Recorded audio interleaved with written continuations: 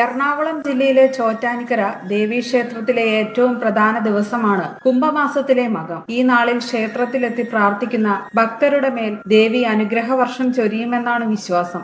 March 12 ഉച്ചയ്ക്ക് 2 മുതലാണ് ഇത്തവണത്തെ പ്രസിദ്ധമായ മകംതൊഴൽ. ദുരിതങ്ങൾക്ക് ശമനമുണ്ടാകുവാൻ, വിവാഹം നടക്കാൻ, സാമ്പത്തിക പുരോഗതി നേടാൻ, പരീക്ഷയിൽ ഉന്നത വിജയം ലഭിക്കാൻ, രോഗം മാറാൻ, ബാധ ഉപദ്രവം മാറാൻ, മാനസിക പ്രശ്നങ്ങൾക്ക് പരിഹാരം, സുമംഗലികൾ ദീർഘസുമംഗലികളാകുന്നതിനും, വിവാഹപ്രായമെത്തിയ പെൺകുട്ടികൾക്ക് എത്രയും വേഗം അവരുടെ മംഗല്യം നടക്കുന്നതിനും ഈ ദിവസത്തെ ദേവീ ദർശനം കാരണമാകുന്നു.